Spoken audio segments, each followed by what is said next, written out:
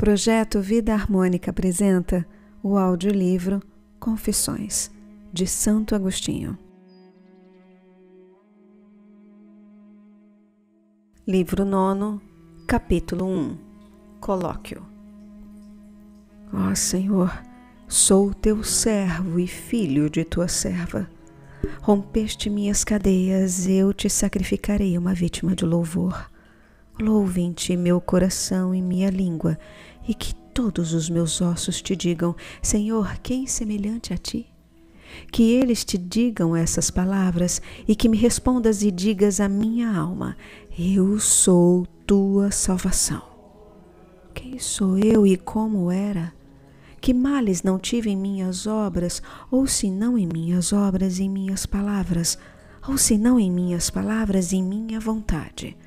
Mas tu, Senhor, bom e misericordioso, puseste os olhos na profundeza de minha morte e purificaste com tua destra o abismo de corrupção de minha alma.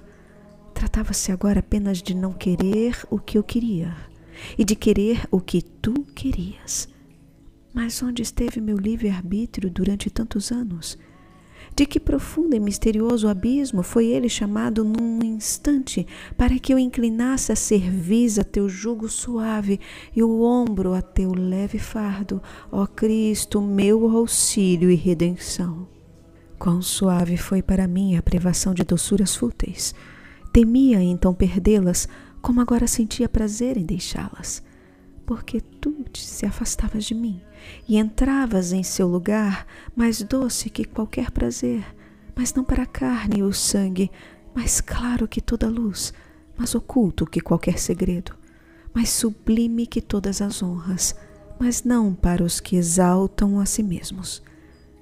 Minha alma já estava livre dos devoradores cuidados da ambição, do ganho e do prurido dos apetites carnais, e falava muito comigo: ó Deus e Senhor meu, minha luz, minha riqueza, minha salvação.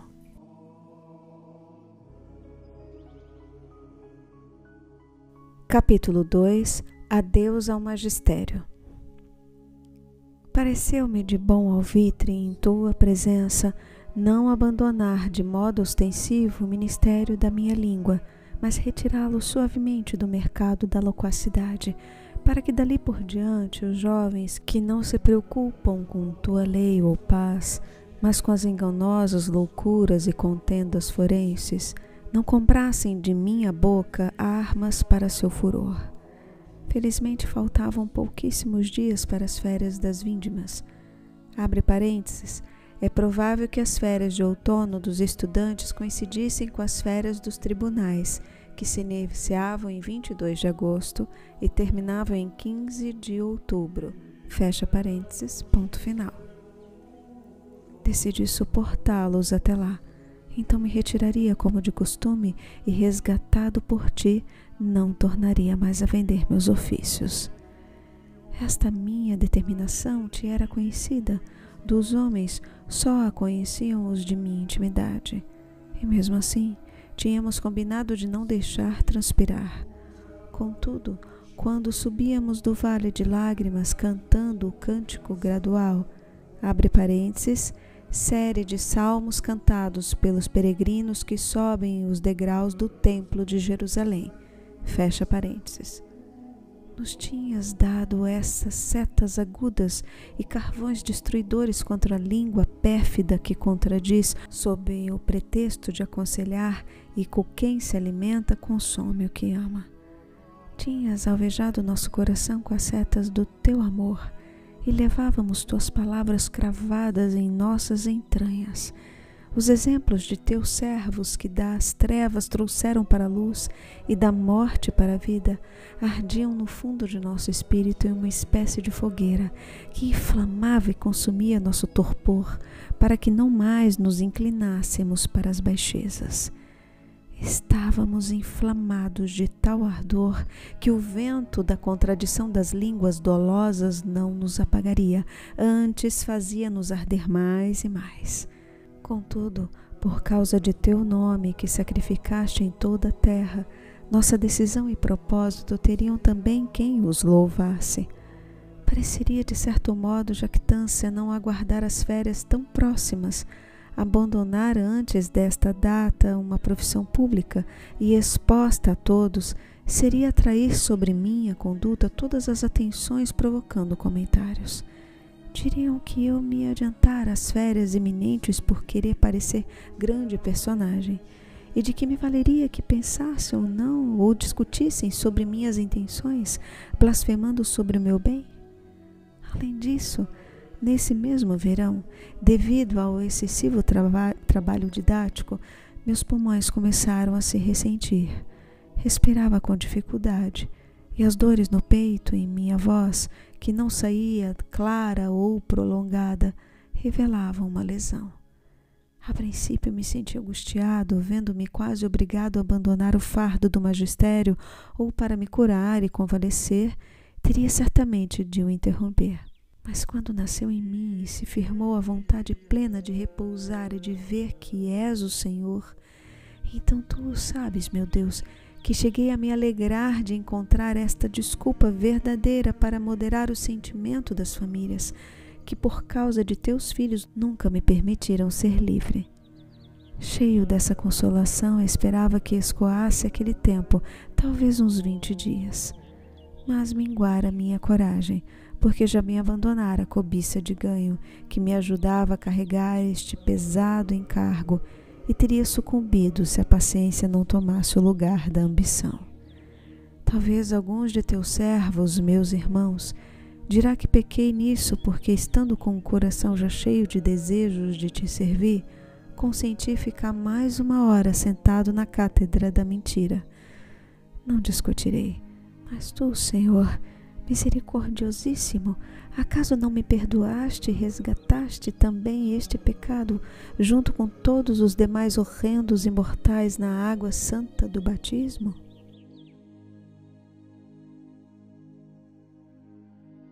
Capítulo 3. 2 amigos. Angustiava-se Verecundo por este nosso bem, porque se via afastado de nossa companhia pelos vínculos matrimoniais que o aprisionavam fortemente. Não era ainda cristão como sua mulher, mas justamente nela encontrava o maior obstáculo que o impedia de entrar pelo caminho que havíamos começado a trilhar. Não queria ser cristão, dizia ele, senão do modo que justamente lhe era proibido. Contudo, com sua grande bondade, pôs à nossa disposição sua propriedade no campo pelo tempo que nos aprouvesse. Tu, Senhor, haverás de recompensá-lo no dia da retribuição dos justos, pois já concedeste a graça. Porque estando nós, ausentes e já em Roma, atacado de uma enfermidade corporal, Verecundo saiu desta vida depois de se fazer cristão e crente. Assim te compadeceste não apenas dele, mas também de nós, para que quando pensássemos na grande generosidade que teve conosco este amigo, não nos afligíssemos de dor intolerável por não poder contá-lo entre os de tua grei. Graças te sejam dadas, ó Deus nosso, somos teus, tuas exortações e consolos o indicam. Fiel cumpridor de tuas promessas, concedes a Verecundo a amenidade de teu paraíso sempre florido, por nos ter oferecido sua propriedade de Cassicíaco, na qual descansávamos em ti das angústias do século. Lhe perdoaste os pecados sobre a terra e na montanha, a montanha da abundância. Verecundo, como disse, angustiava-se, mas Nebrídio partilhava a nossa alegria, porque, embora não sendo ainda cristão e houvesse caído num erro tão pernicioso de julgar que a carne verdadeira do teu filho fosse mera aparência, já começava a se desvencilhar e, sem ter ainda recebido os sacramentos da tua igreja, buscava ardentemente a verdade. Não muito depois de nossa conversão e regeneração por teu batismo, fez-se por fim católico fiel. Servia-te na África junto aos seus em castidade e continência perfeitas. Toda sua família, sob sua influência, se fizera cristã. libertaste-o então dos laços da carne, vivendo agora no seio de Abraão, seja qual for o significado dessa expressão. Ali vive meu Nebrídio, meu doce amigo, que de liberto se tornou teu filho adotivo. Ali vive, pois que outro lugar conviria a uma alma assim? Ali vive, nesse lugar sobre o qual indagava muitas coisas a mim, pobre homem ignorante. Já não aproxima seu ouvido da boca, mas aproxima sua boca espiritual de tua fonte e bebe avidamente de tua sabedoria, numa felicidade sem fim. Mas não creio que se embriague a ponto de esquecer de mim, enquanto tu, Senhor, que és sua bebida, te lembras de nós. Essa era a nossa situação. Consolávamos o verecundo, que sem que a amizade fenecesse, andava desgostoso com nossa conversão. Nós o exortávamos a se manter fiel à sua condição conjugal. Quanto a Nebrídio, esperávamos que nos seguisse, pois facilmente poderia fazê-lo e já estava a ponto de se decidir. Enfim, aqueles dias passaram e me pareceram tantos e tão longos. Tal era meu desejo de liberdade e descanso, para cantar do fundo do meu ser, a ti, meu coração. Procurei teu rosto, Senhor, hei de buscar.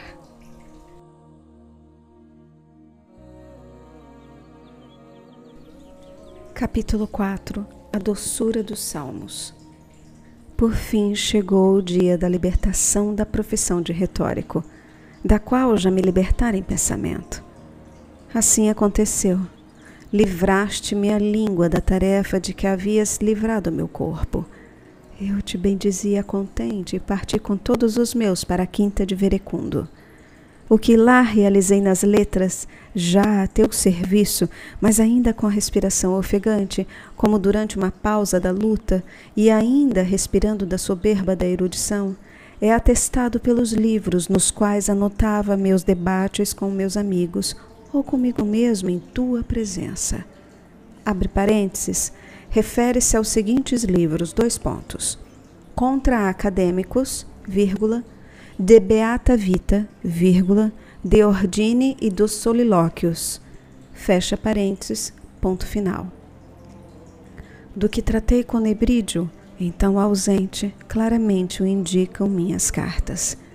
Mas quando encontrei tempo suficiente para dar testemunho de todos os grandes benefícios que me concedeste nessa época da vida, uma vez que tenho pressa de chegar a outros assuntos mais importantes?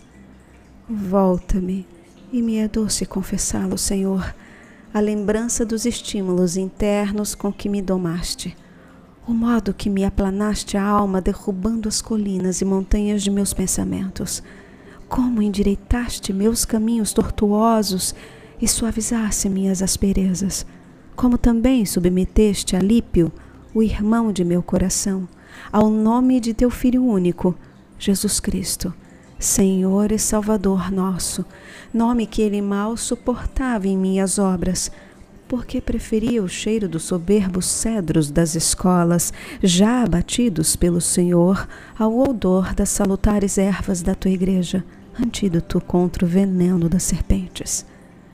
Que invocações elevei a ti, meu Deus, lendo os salmos de Davi, cânticos de fé, hinos de piedade que expulsavam de mim todo o sentimento de orgulho. Eu era ainda inexperiente de teu verdadeiro amor e dividia minhas horas de lazer com Alípio, catecúmeno como eu. Minha mãe estava conosco. Ao aspecto da mulher, ela aliviava a fé varonil, a calma da velhice, a ternura de mãe e a piedade de cristã. Que exclamações elevei a ti naqueles salmos, e como me inflamava com eles em teu amor. Incendiava-me em desejos de recitá-los, se fosse possível ao mundo inteiro, para rebater a soberba do gênero humano. Com efeito, em todo o mundo se cantam. Não há ninguém que se subtraia a teu calor. Com que veemente e dolorosa indagação me levantava contra os maniqueístas. E de novo me compadecia deles por ignorarem esses sacramentos, esses remédios, investindo loucamente contra o antídoto que poderia curá-los. Gostaria que estivessem perto de mim, sem que eu o soubesse, e que vissem meu rosto e ouvissem minhas exclamações quando lia o Salmo 4 naquelas minhas férias, e percebessem os efeitos salutares que me produzia este salmo. Quando te invoquei, tu me escutaste, ó Deus de minha justiça. Dilataste minha alma na tribulação.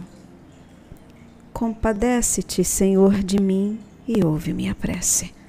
Se me ouvissem, sem eu o saber, para que não pensassem que eram por causa deles as palavras que eu estremeava as do salmo, porque realmente nem eu diria tais coisas, nem as diria daquele modo se soubesse da sua presença, e mesmo que as palavras fossem as mesmas, ele não as entenderiam, como eu as dizia a mim mesmo, diante de ti, na íntima efusão dos afetos de minha alma.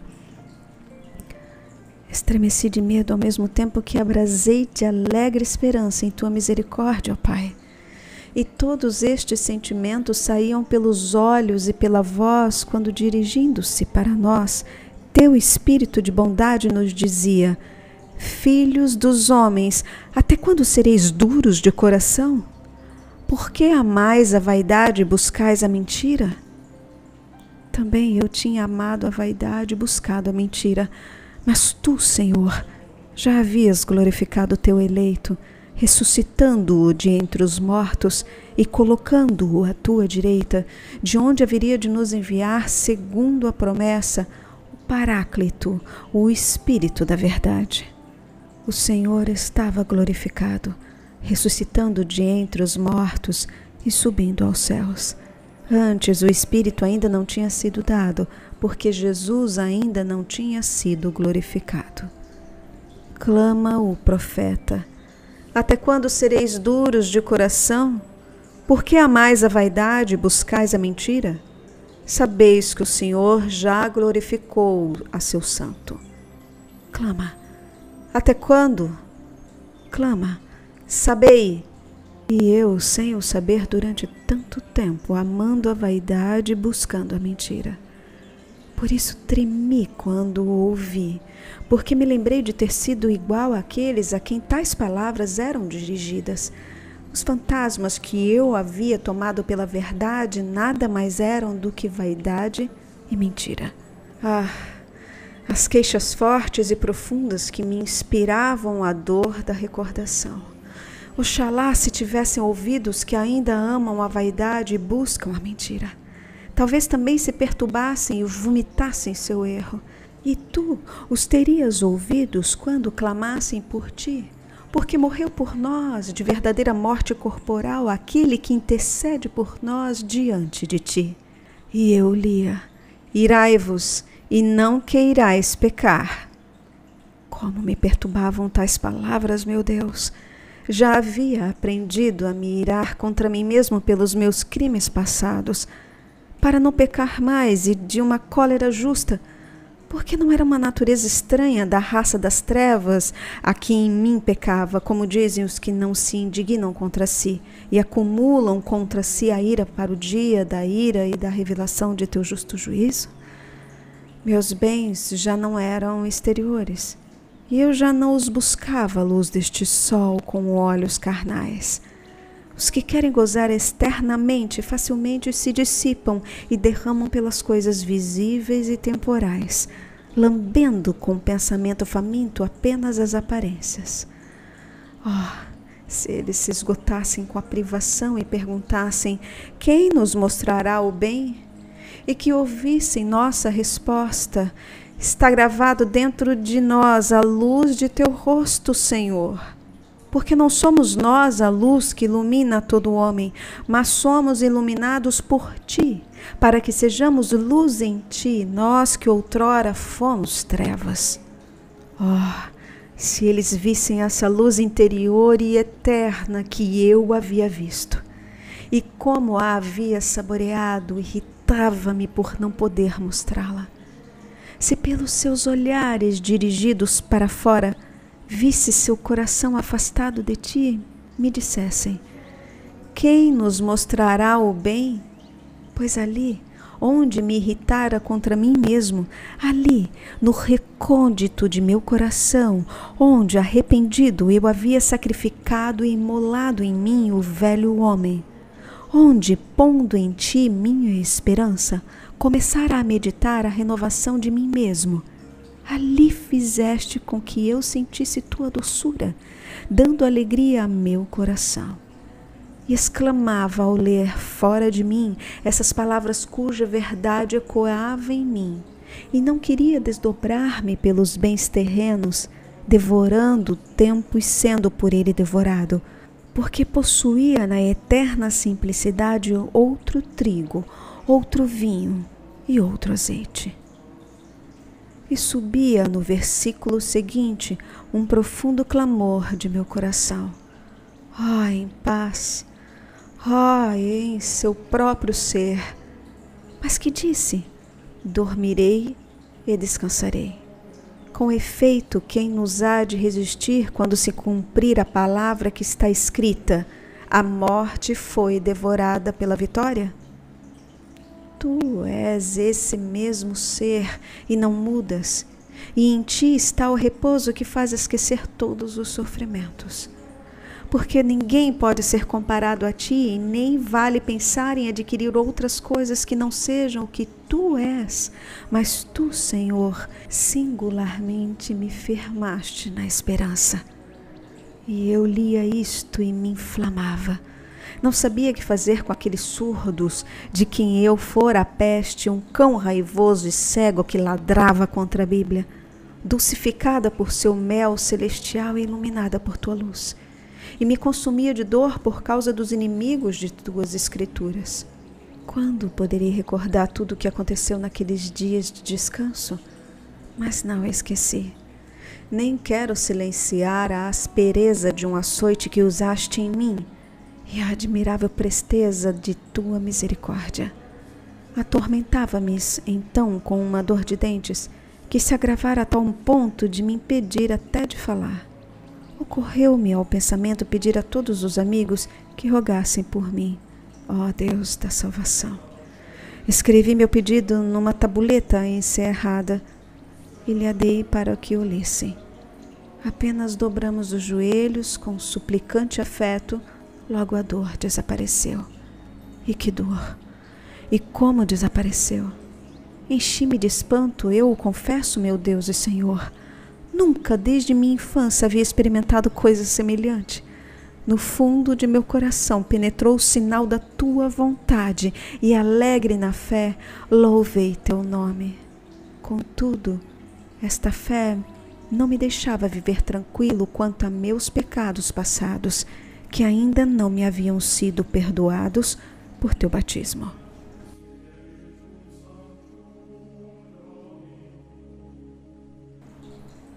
Capítulo 5. O Conselho de Ambrósio. Terminadas as férias, informei aos milaneses que providenciasse para seus estudantes outro vendedor de palavras, visto que determinara consagrar-me a teu serviço, e mesmo porque não podia mais exercer aquela profissão pela dificuldade de respirar e pelas dores que sentia no peito. Também comuniquei por escrito a teu bispo e santo bispo Ambrósio os meus antigos erros, minha intenção atual, para que me indicasse o que deveria ler de preferência em tuas escrituras, a fim de me preparar a dispor melhor para receber tão grande graça. Ele me indicou o profeta Isaías. Creio que porque anuncia mais claramente que os demais o evangelho e vocação dos gentios. Contudo, nada tendo compreendido na primeira leitura, e julgando que toda a obra era assim, decidi voltar a ela quando estivesse mais familiarizado com a palavra do Senhor.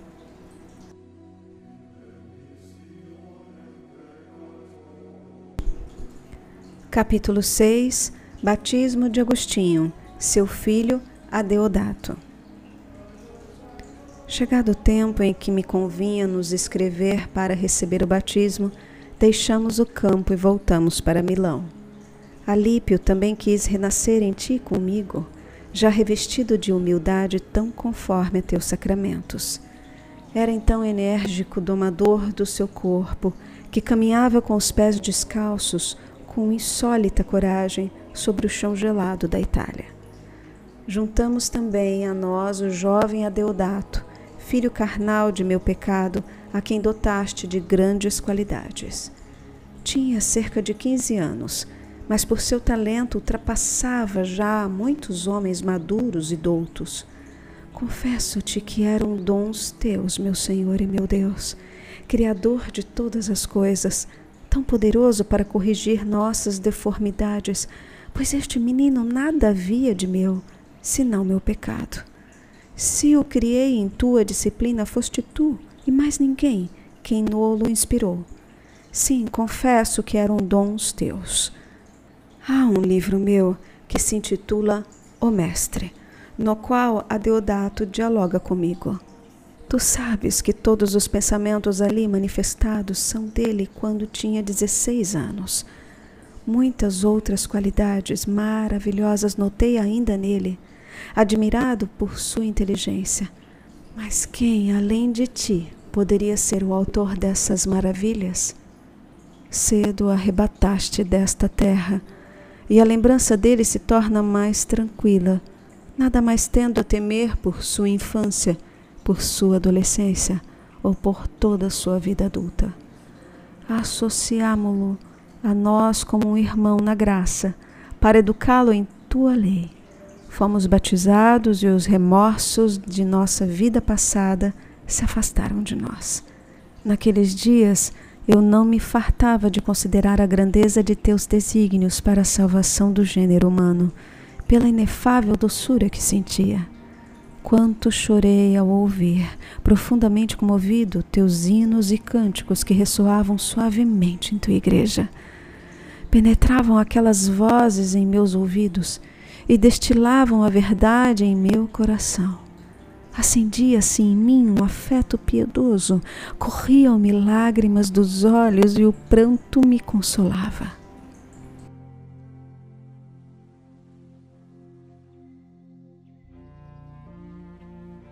Capítulo 7. O Canto dos Fiéis, os corpos de São Gervásio e de São Protásio. Não havia muito tempo que a Igreja de Milão começara a adotar essa prática consoladora e edificante do canto, com grande regozijo dos fiéis que uniam em um só coro as vozes e o coração. Havia um ano ou pouco mais que Justina, mãe do imperador Valentiniano, ainda menor, seduzida pelos arianos, perseguia por causa de tua heresia teu servo Ambrósio. O povo fiel passava as noites na igreja, disposto a morrer com seu bispo. Nesse meio estava minha mãe, tua serva, uma das primeiras no zelo dessas inquietações e vigílias, não vivendo senão de orações.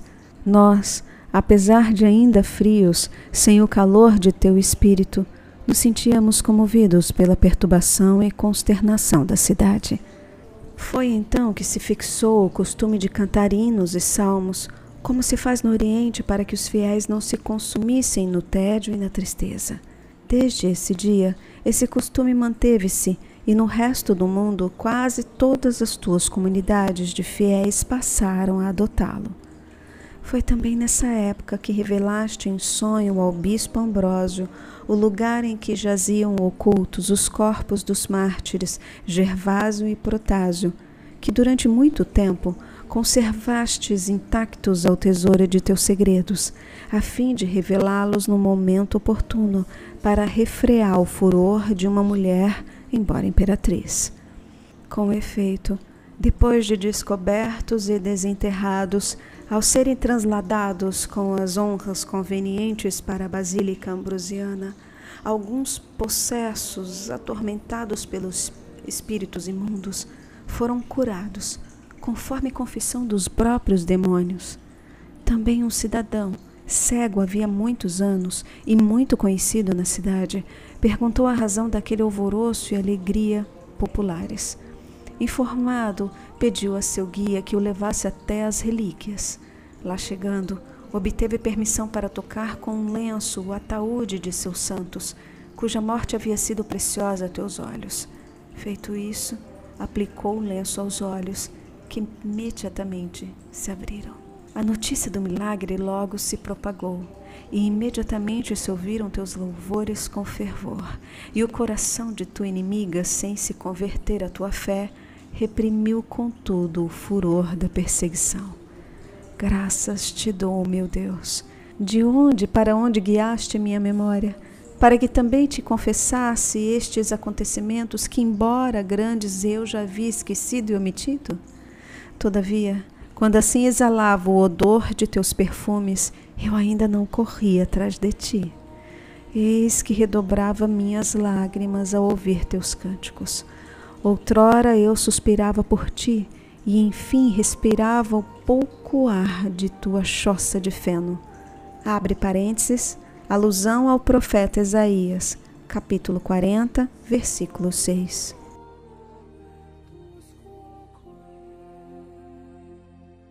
Capítulo 8. Mônica. Tu que fazes morar na mesma casa os que têm coração unânime, trouxeste para junto de nós Evódio, jovem de nosso município, que, militando como agente de negócios do imperador, se convertera e recebera o batismo antes de nós, abandonara a milícia do século, alistando-se na tua. Estávamos juntos, e juntos pensávamos viver nosso santo propósito. Buscávamos um lugar onde nós pudéssemos instalar mais comodamente para te servir, e juntos rumávamos para a África, quando, chegando a Hóstia, na foz do Tibre, faleceu minha mãe.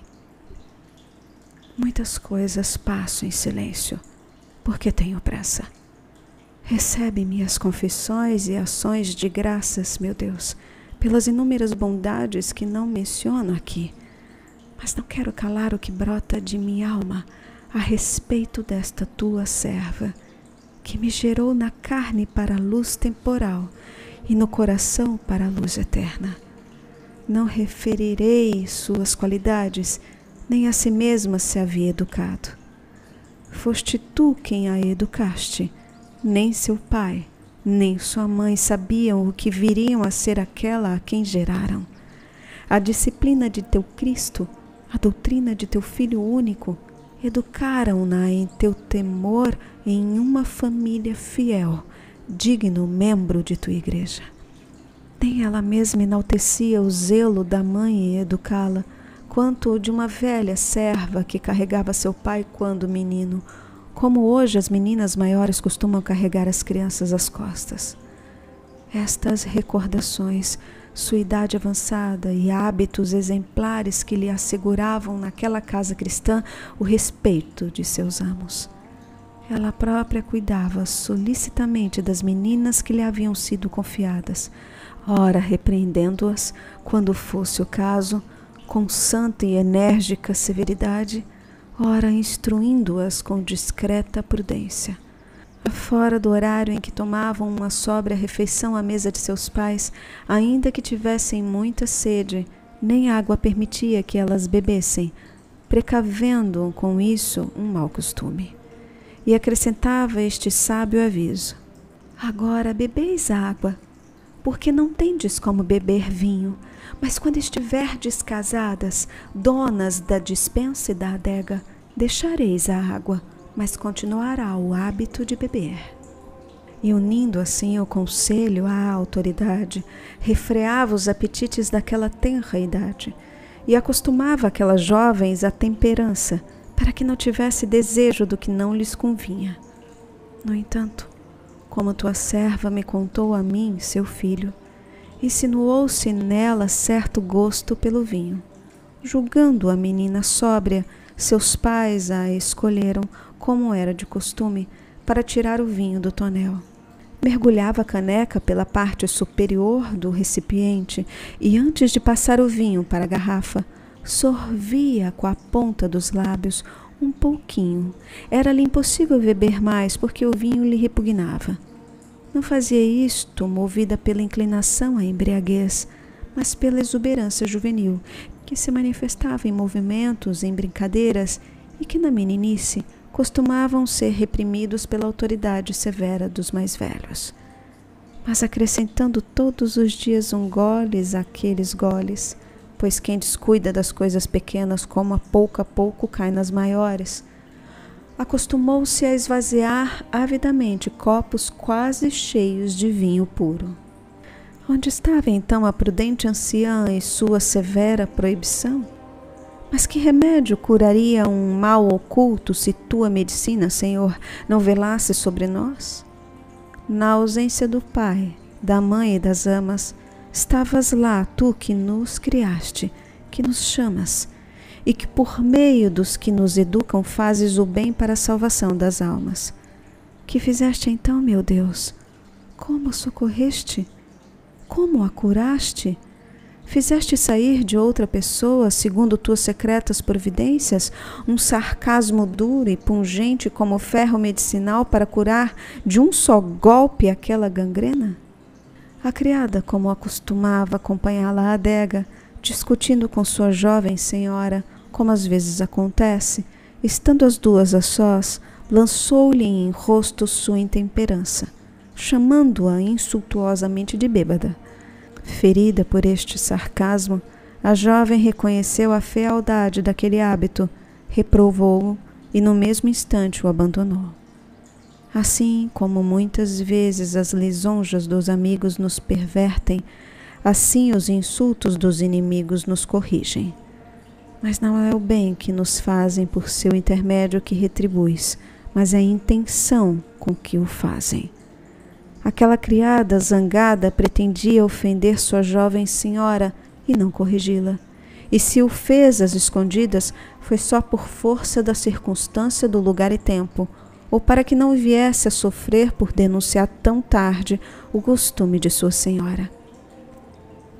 Mas tu, Senhor, governador do céu e da terra, que desvias para os teus desígnios as águas da torrente e regulas o curso turbulento dos séculos, curaste a loucura de uma alma com a insânia de outra.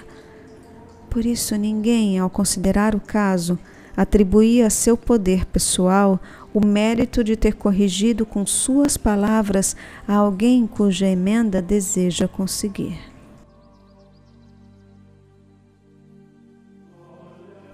Capítulo 9. Esposa e mãe exemplar. Educada assim na modéstia e na temperança, mais sujeita a seus pais pela tua mão que por seus pais a ti, logo que chegou a idade núbil, foi dada em matrimônio a um homem, a quem serviu como a Senhor. Procurou conquistá-lo para ti, falando-lhe de ti com suas virtudes, com as quais tu as tornavas bela e reverentemente amável e admirável ante seus olhos. Suportou suas infidelidades conjugais com tanta paciência que jamais teve com ele a menor briga por isso, pois esperava que tua misericórdia viria sobre ele e que lhe trouxesse com a fé a castidade. Seu marido, se de um lado era sumamente afetuoso, por outro era extremamente colérico, mas ela tinha o cuidado de não contrariá-lo, nem com ações, nem com palavras, se o visse irado. Logo que o via calmo e sossegado, oportunamente, mostrava-lhe que havia feito, se por acaso se tivesse irritado desmedidamente. Muitas senhoras, embora tendo maridos mais calmos, traziam no rosto as marcas das pancadas que as desfiguravam. Conversando entre amigas, lamentavam a conduta dos maridos. Minha mãe reprovava-lhes a língua e, como por gracejo, lembrava-lhes que desde a leitura do contrato matrimonial deviam considerá-lo como documento que as tornava servas e, portanto, proibia-lhes de serem altivas com seus senhores. Essas senhoras, que conheciam o mau gênio de seu marido, admiravam-se de que jamais ninguém tivesse ouvido ou percebido qualquer indício que Patrício maltratasse a mulher, nem sequer que um dia tivessem brigado por questões domésticas. E como lhe pedissem confidencialmente a razão disso, minha mãe expunha-lhes seu agir habitual, como mencionei. Algumas, após experimentar, punham-no em prática e davam-lhe graças. Aos que não a imitavam, continuavam a sofrer humilhações e violências. Sua sogra, a princípio, irritara-se contra ela por causa dos mexericos de criadas malévolas, mas conseguiu conquistá-la com respeito, contínua tolerância e mansidão, que ela mesma espontaneamente denunciou ao filho as línguas intrigantes das criadas que perturbavam a paz doméstica entre ela e a nora e pediu que as castigasse. Ele, em obediência à mãe, para manter a disciplina familiar e a harmonia entre os seus, mandou açoitar as acusadas, segundo a vontade da acusante, e esta prometeu-lhes ainda que esse era o prêmio que devia esperar quem, querendo agradá-la, que dissesse mal da nora. E ninguém mais se atreveu a fazê-lo, e viveram as duas em doce e memorável harmonia. A esta tua boa serva, em cujo seio me criaste, ó meu Deus, minha misericórdia dotaste de outra grande virtude, a de intervir como pacificadora sempre que podia nas discórdias e querelas. Daquilo que ouvia de queixas amargas, vomitadas com animosidade ressentida, quando na presença de uma amiga os ódios mal dirigidos se desafogam em amargas confidências a respeito de uma amiga ausente, ela não referia uma à outra, senão o que poderia servir para a reconciliação. Este dom me pareceria de pouca monta se uma triste experiência não me houvesse mostrado grande número de pessoas, por não sei que horrível contágio de pecados espalhados por toda a parte, que não só revelam as palavras pesadas de inimigos irados, mas que ainda acrescentam coisas que não foram ditas. Quem fosse realmente humano deveria ter em pouca conta ou não excitar nem fomentar as inimizades dos homens e, melhor ainda, procurar extingui-las com boas palavras. Assim era minha mãe, ensinada por ti, mestre interior, na escola de seu coração. Por fim, conquistou para ti o seu marido, já no fim da vida, não tendo que lamentar no cristão o que havia tolerado no infiel. Ela era verdadeiramente a serva de teus servos, e todos que conheciam te louvavam, honravam, te amavam em sua pessoa, porque percebiam tua presença em seu coração, confirmada pelos frutos de uma vida santa. Havia sido mulher de um só homem, cumprira sua dívida de gratidão com os pais, governara sua casa piedosamente e dava testemunho com suas boas obras. Educara os filhos dando-os à luz tantas vezes quantas os viam apartarem-se de ti. E de nós, que nos chamamos teus servos por liberalidade tua, nós que vivemos em comum na graça de teu batismo, antes de adormecer em tua paz, ela cuidou de nós como se todos fôssemos seus filhos, e de tal modo nos serviu como se fosse filha de cada um de nós. Capítulo 10. O êxtase de Hóstia. Estando já próximo o dia em que teria de partir dessa vida, que tu, Senhor, conhecias e nós ignorávamos, sucedeu, creio que por disposição de teus ocultos desígnios, que nos encontrássemos sós, eu e ela, apoiados em uma janela que dava para o jardim interior da casa em que morávamos. Era em Hóstia, sobre a foz do Tibre, onde longe da multidão, depois do cansaço de uma longa viagem, recobrávamos forças para a travessia do mar. Ali, sozinhos, conversávamos com grande doçura, esquecendo o passado, ocupados apenas no futuro. Indagávamos juntos na presença da verdade que és tu, qual seria a vida eterna dos santos, que nem os olhos viram, nem os ouvidos ouviram, nem o coração do homem pode conceber. Abríamos ansiosos os lábios de nosso coração ao jorro celeste de tua fonte. da fonte da vida que está em ti, para que, banhados por ela, pudéssemos de algum modo meditar sobre coisa tão transcendente. Nossa conversa chegou à conclusão que nenhum prazer dos sentidos carnais, por maior que seja, e por mais brilhante e maior que seja a luz do material que o cerca, não parece digno de ser comparado à felicidade daquela vida em ti. Elevando nosso sentimento para mais alto, mais ardentemente em direção ao próprio ser, percorremos uma a uma todas as coisas corporais, até o próprio céu, de onde o sol, a luz e as estrelas iluminam a terra.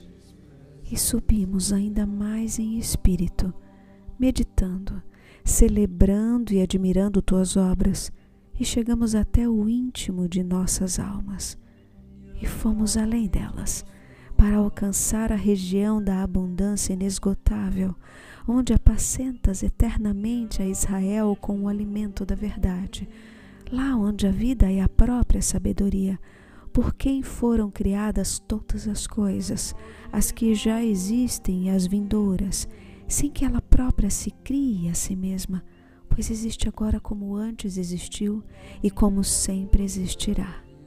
Antes, nela não há nem passado nem futuro. Ela apenas é, porque é eterna, mas ter sido ou haver de ser não é o próprio do ser eterno. E enquanto assim falávamos dessa sabedoria e por ela suspirávamos, chegamos a tocá-la momentaneamente com supremo ímpeto de nosso coração, e suspirando, deixando ali atadas as primícias de nosso espírito, e voltamos ao ruído vazio de nossos lábios, onde nasce e morre a palavra humana, em nada semelhante a teu verbo, Senhor nosso, que subiste em si sem envelhecer, renovando todas as coisas. E dizíamos: suponhamos que se calasse o tumulto da carne, as imagens da terra, da água, do ar e até dos céus, e que a própria alma se calasse e se elevasse sobre a si mesma, não pensando mais em si, se calassem os sonhos e revelações imaginárias, e por fim se calasse por completo toda a língua, todo sinal e tudo o que é fugaz, uma vez que todas as coisas dizem a quem sabe ouvi-las. Não fizemos a nós mesmos, fez-nos a que permanece eternamente. E se dito isso, todas se calassem, atentas a seu Criador, e só ele falasse, não por suas obras, mas por si mesmo, de modo que ouvíssemos sua palavra, não por uma língua material, nem pela voz de um anjo, nem pelo ruído do trovão, nem por parábolas enigmáticas, mas o ouvíssemos a ele mesmo, a quem amamos nas suas criaturas, mas sem o intermédio delas, como agora acabamos de experimentar, atingindo em um relance a eterna sabedoria que permanece imutável sobre toda a realidade, e supondo que essa visão se prolongasse, que todas as outras visões cessassem e unicamente esta arrebatasse a alma de seu contemplador, e a absorvesse e a abismasse em íntimas delícias, de modo que a vida eterna seja semelhante a este momento de intuição que nos faz suspirar. Não seria isto a realização do entrar em gozo de teu Senhor? Mas quando se dará isso? Por acaso quando todos ressuscitarmos? Mas então não seremos todos transformados? Tais coisas dizíamos, embora não deste modo nem com estas palavras. Mas tu sabes, Senhor, que naquele dia, à medida que falávamos dessas coisas, tais coisas dizíamos, embora não deste modo nem com estas palavras. Mas tu sabes, Senhor, que naquele dia, à medida que falávamos dessas coisas, quanto nos parecia vil este mundo com todos os seus deleites, disse-me minha mãe: filho, quanto a mim, já nada me atrai nesta vida. Não sei o que faço ainda aqui, nem porque ainda estou aqui, se já se desvaneceram para mim todas as esperanças do mundo. Uma só coisa me fazia desejar viver um pouco mais, e era ver-te católico antes de morrer.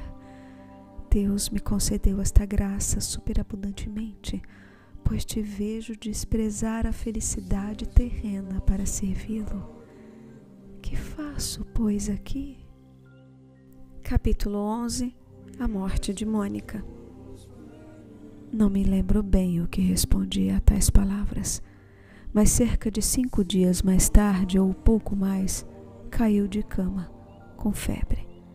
Durante a doença, teve um dia um desmaio, ficando por pouco tempo sem sentidos e sem reconhecer os presentes. Acudimos de imediato e logo voltou a si. Vendo-nos ao seu lado, a mim e a meu irmão, abre parênteses, chamava-se Navígio e era o mais velho dos irmãos, fecha parênteses. E perguntou-nos, como quem procura alguém, onde estava eu?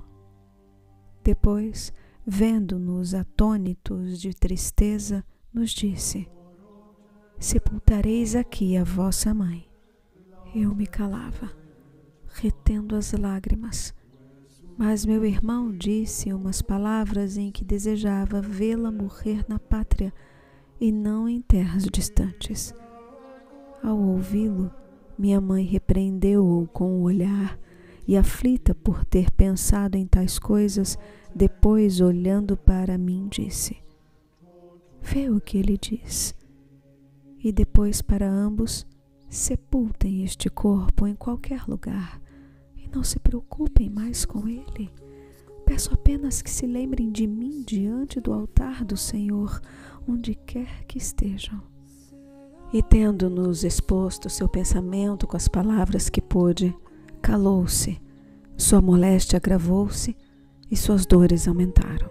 Mas eu, ó Deus invisível, meditando nos dons que infundes no coração de teus fiéis e nas admiráveis colheitas que deles brotam, alegrava-me e te dava graças.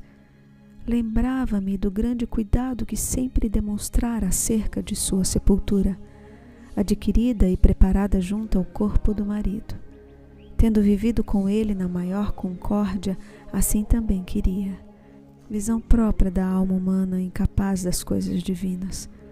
Ter a felicidade de que os homens recordassem que, depois de sua viagem para além-mar, lhe fora concedida a graça de a mesma terra cobrir o pó de ambos os cônjuges. Quando esta vaidade havia deixado de existir em seu coração, pela plenitude de tua bondade, eu não o sabia, mas alegrava-me com admiração ao ouvi-la falar assim. No entanto, naquela conversa à janela, quando me disse: que faço eu aqui? Já estava patente que não mais desejava morrer na pátria. Soube também depois que em Óstia, estando eu ausente, falou certo dia com alguns amigos meus, com maternal confiança, sobre o desprezo desta vida e o benefício da morte.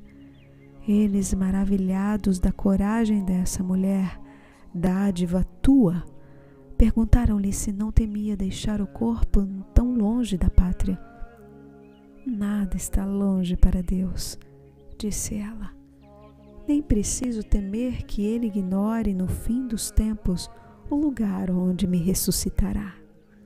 Por fim, 9 dias após cair enferma, aos 56 anos de idade e aos 33 da minha, aquela alma santa e piedosa libertou-se do corpo.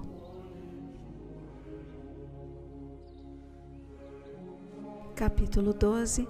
As lágrimas negadas. Fechei-lhe os olhos e uma tristeza imensa invadiu-me o coração, e já me ia desfazer em lágrimas ao mesmo tempo meus olhos, obedecendo ao enérgico poder de minha vontade, fechavam sua fonte até secá-la. Como foi angustiosa essa luta!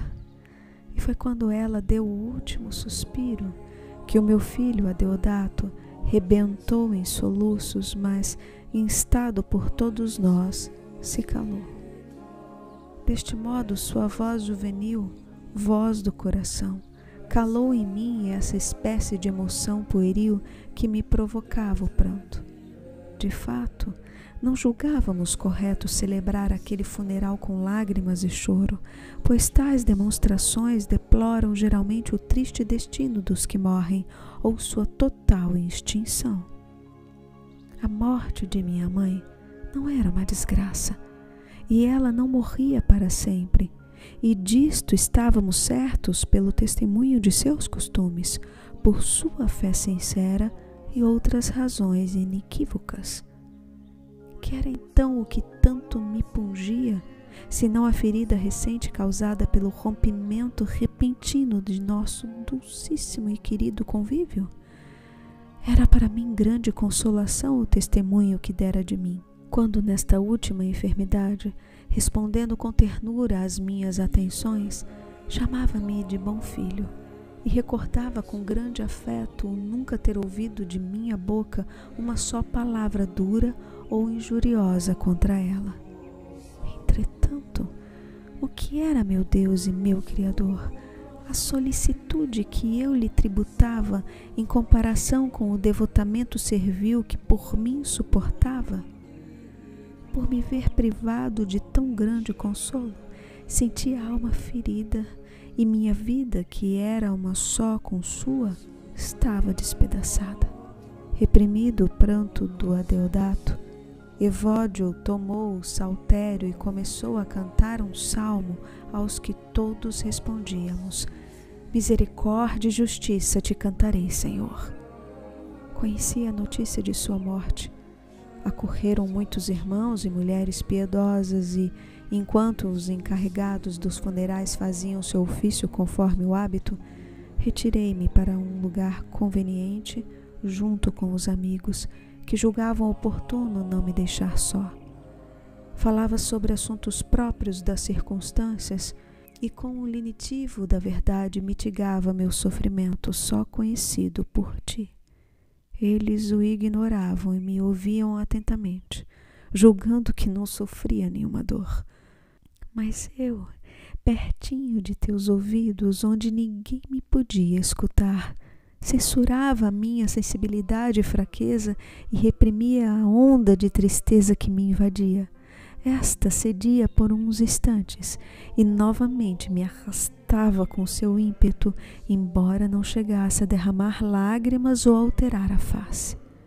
Somente eu sabia quão oprimido estava meu coração e como me desgostava profundamente que as vicissitudes humanas tivessem tanto poder sobre mim, que são inelutáveis pela ordem natural e a sorte de nossa condição. Minha própria dor causava-me outra dor e me afligia com dupla tristeza. Quando o corpo foi levado à sepultura, fui e voltei sem derramar uma lágrima. Nem mesmo nas orações que te fizemos, quando oferecemos o sacrifício de nossa redenção por intenção da morte, cujo cadáver jazia junto ao sepulcro antes de ser inumado, como ali é de costume, nem mesmo nessas orações chorei. Mas durante todo o dia andei oprimido por grande tristeza interior. Pedia-te como podia, com a mente perturbada, que aliviasses minha dor. Mas não me atendias, sem dúvida para que fixasse bem na memória, ao menos por esta única experiência, como são poderosos os laços do costume, mesmo em uma alma que já não se alimentava de palavras enganadoras. Lembrei então a ir aos banhos, por ter ouvido dizer que a palavra banho, abre parênteses, balneo, em latim, fecha parênteses, vinha dos gregos, que o chamaram balanion, abre parênteses, tirar fora a ânia, fecha parênteses. Porque o banho aliviava as tristezas da alma. Mas eu confesso a tua misericórdia, ó Pai dos órfãos. Depois do banho fiquei como estava antes, porque meu coração não expulsou o amargor de sua tristeza. Depois adormeci Ao despertar, minha dor estava mitigada. Só em meu leito lembrei-me dos versos cheios de verdade do teu Ambrósio, porque, na verdade, tu és Deus, Criador de quanto existe, de todo o mundo supremo governante, que o dia vestes com a tua luz brilhante e de sonhos gratos a noite triste, a fim de que os membros cansados o descanso ao trabalho prepare, e as mentes cansadas repare, e os peitos de pena oprimidos. Depois, pouco a pouco, voltava aos sentimentos de antes sobre tua serva. Recordava de sua piedade para contigo, de sua solicitude e paciência comigo, da qual subitamente me via privado. E senti consolação em chorar diante de ti, por causa dela, e por ela, e por minha causa, e por mim. E deixei que as lágrimas reprimidas corressem à vontade, estendendo-as como um leito reparador sobre meu coração. Teus ouvidos eram os que ali me escutavam, e não os de nenhum homem que pudesse interpretar com soberba meu pranto. E agora, Senhor, te confesso nestas linhas, leia-o quem quiser, interprete-o quem quiser. E se alguém julgar que pequei nessas lágrimas que derramei sobre minha mãe por alguns instantes, por minha mãe então morta a meus olhos, ela que me havia chorado tantos anos para que eu vivesse a teus olhos, não se ria. Antes é grande sua caridade. Chore por meus pecados diante de ti, Pai de todos os irmãos de teu Cristo.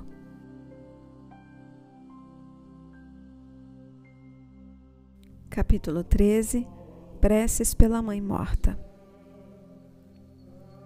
Agora, com a ferida do meu coração já sanada, na qual se podia censurar um afeto muito carnal, derramo diante de ti, meu Deus, por tua serva, outra espécie de lágrimas bem diferentes daquelas que brotam do espírito comovido à vista dos perigos que corre toda a alma que morre em Adão. É verdade que minha mãe, vivificada em Cristo, antes mesmo de ser livre dos laços da carne, viveu de tal modo que teu nome era louvado em sua fé e em seus costumes. Contudo, não me atrevo a dizer que desde que a regeneraste no batismo não saiu de sua boca nenhuma palavra contrária à tua lei. Porque a verdade que é teu filho, disse, quem chamar a seu irmão de louco será réu do fogo da gaênia. Ai da vida dos homens, por mais louvável que seja, se tu a julgares sem a tua misericórdia. Mas por que não examinas nossos pecados com rigor? Confiadamente esperamos tomar lugar a teu lado. Quem enumera diante de ti seus próprios méritos, quem mais expõe senão teus dons? Oh, se os homens se reconhecessem como homens, se quem se glorificasse no Senhor. Por isso, Deus de meu coração, minha vida e minha glória, esquecendo por um momento as boas ações de minha mãe, pelas quais te dou graças com alegria, peço-te agora perdão por meus pecados. Ouve-me pelos méritos daquele que é o médico de nossas feridas, que foi suspenso pelo madeiro da cruz e que, sentado agora à tua direita, intercede por nós junto a ti. Eu sei que ela sempre agiu com misericórdia e que perdoou de coração todas as faltas contra ela cometidas. Perdoa-lhe também suas dívidas, se algumas contraiu em tantos anos que se seguiram ao batismo. Perdoa-lhe, Senhor. Perdoa-lhe, te suplico, e não entres em juízo com ela. Triunfe a misericórdia sobre a justiça, pois as tuas são palavras de verdade, e prometeste misericórdia aos misericordiosos. Se alguém o foi, deve-o à tua graça, tu que tens compaixão de quem te apraz e usas de misericórdia com quem queres ser misericordioso. Creio que já fizeste o que te suplico, mas desejo, Senhor, que acolhas os desejos de minha boca. Estando eminente o dia de sua morte, Ela não desejou sepultar o corpo com grande pompa, ou que fosse embalsamado com preciosos aromas, nem desejou um rico monumento, nem se preocupou em tê-lo na pátria. Nada disto nos pediu, mas desejou apenas que nos lembrássemos dela antes do teu altar, onde servira todos os dias de sua vida, sabendo que nele se oferece a vítima santa, com cujo sangue se destrói o libelo de nossa condenação, e pelo qual vencemos o inimigo que conta nossas faltas e procura com que nos acusar, nada achando naquele que é nossa vitória. Quem poderá devolver-lhe seu sangue inocente? Quem poderá restituir-lhe o preço pago por nosso resgate para nos arrancar ao inimigo? A este mistério de nossa redenção ligou tua serva sua alma com o vínculo da fé. Que ninguém a afaste de tua proteção, que entre ela e ti não se interponha nem pela força, nem pelo engano, o leão ou o dragão. Ela não responderá que nada deve, para não ser convencida e arrebatada pelo astuto acusador. Responderá que suas dívidas lhe foram perdoadas por aquele a quem ninguém pode restituir o que por nós pagou sem nada dever. Que ela repouse em paz com seu marido, antes e depois do qual não teve outro a quem serviu, com uma paciência cujo fruto te oferecia para o ganhar também para ti. Mas inspira, meu Senhor e meu Deus, inspira teus servos, meus irmãos, a teus filhos, meus senhores, a quem sirva de coração, com a palavra e com a pena, para que, ao lerem estas páginas, diante do teu altar, lembrem de Mônica, tua serva, e de Patrício, outrora seu esposo, pelos quais me introduziste misteriosamente nesta vida. Que lembrem com piedoso afeto daqueles que foram meus pais nesta vida transitória, e meus irmãos em ti, ó Pai, na Igreja Católica, nossa Mãe, e meus concidadãos na eterna Jerusalém, pela qual suspira teu povo em sua peregrinação desde a saída até o regresso. Assim, graças às minhas confissões, o último desejo de Mônica será mais amplamente satisfeito com muitas orações do que só pelas minhas.